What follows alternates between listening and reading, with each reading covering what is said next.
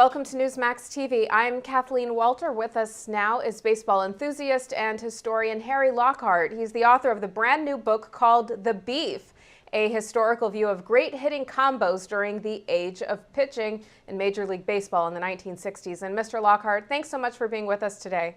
Thank you, Kathleen. I appreciate it. Well, America has been intrigued with baseball sluggers and teams that stuff the middle of their batting order with power ever since Babe Ruth joined the Yankees in the 1920s. But you write that this obsession has led to a number of players being either forgotten or overlooked. In your view, what were the best batting combinations of the 60s that were overlooked by fans in the Baseball Hall of Fame? Well, I think the combinations in the 60s were, because it was considered the age of pitching, overall, all the combinations were overlooked to some degree and not remembered like they were maybe in the day.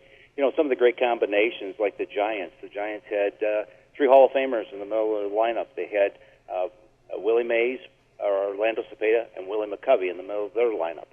The Cubs had three Hall of Famers in the middle of their lineup. They had Billy Williams, Ron Santo, and Ernie Banks. And the Yankees with Maris, Mantle, and Berra. So there were a lot of great combinations during the 60s. But what I write in the book, and one of the things that I find out, is that so many times a lot of these great ball players were so iconic at the time with the Roberto Clementes, the Sandy Koufaxes, and the Stan Musials, and Willie Mays, and Hank Aaron, that a lot of the ball players that maybe should be Hall of Famers were kind of overlooked. Had they been in a different era, they probably surely would have been in the Hall of Fame. Yeah, why do you think they were overlooked? Was it just because there was such incredibly good pitching?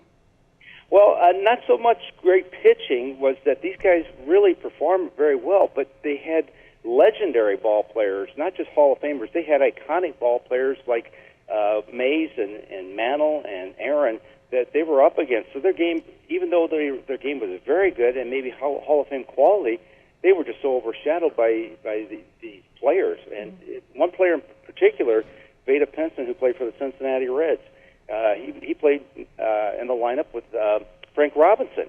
And the bad part about that, not only was he overlooked when he played on the same team with the Cincinnati Reds, he was overlooked out in McClymonds High School in Oakland because he played on the same baseball team and went to the same high school as Frank Robinson.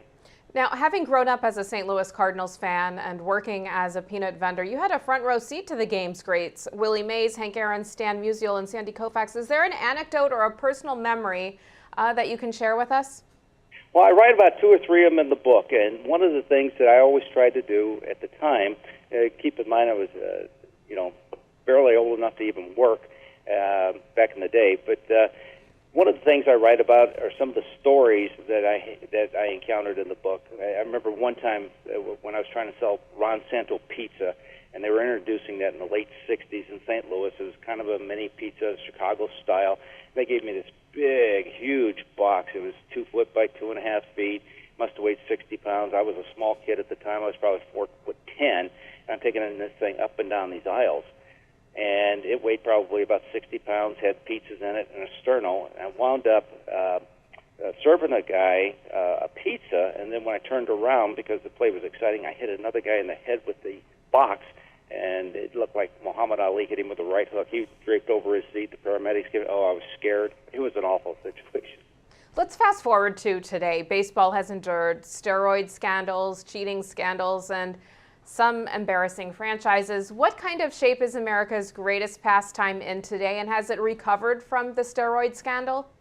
No, I don't think it has. I think it's really, and I hear so many people that say, well, they get a few extra home runs because they're bigger and they're on steroids and things like that.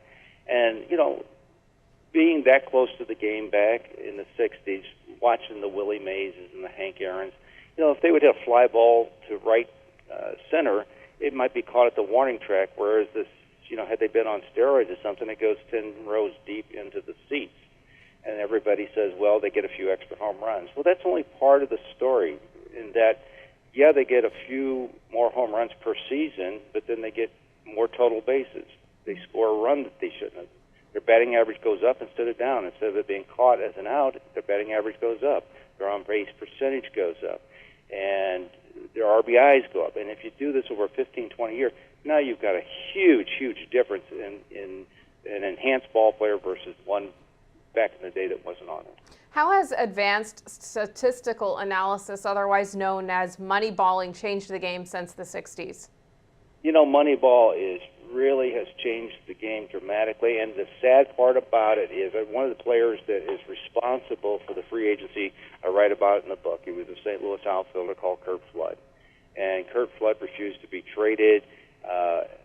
He was a premier ball player, probably would have went on to Hall of Fame statistics, and he wound up not reporting and was drummed out of the game. He took his case all the way to the Supreme Court, and many ball players of the day don't even remember this guy. If you ask who Curt Flood was, many of them can't even tell you, and that's the reason they're making the millions.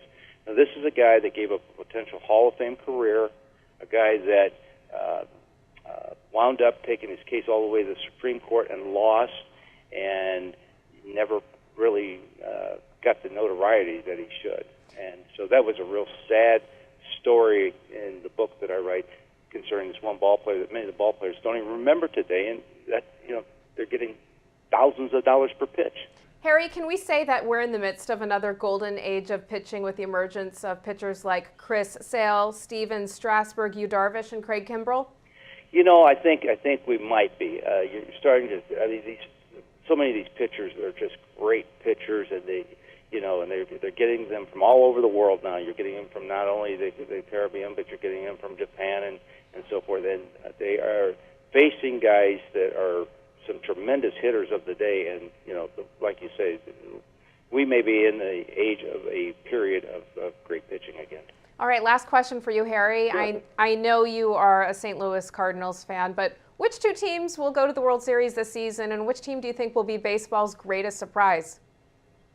You know, I think the greatest surprise, and I've had an opportunity because I've seen them a couple times in spring training, they really got off to a slow start, were the Toronto Blue Jays. They got so many of their ball players from the Miami Marlins, and they have got a great ball club, and I think they're going to surprise a lot of people overall. I think they're one of the underrated teams out there right now. The Washington Nationals, I think the Cardinals beat them last year. They came from behind. I thought that they were going to win it last year, and I think they're still a very strong contender this year. All right. Again, the book is called The Beef, a historical view of great hitting combos during the age of pitching in Major League Baseball in the 1960s.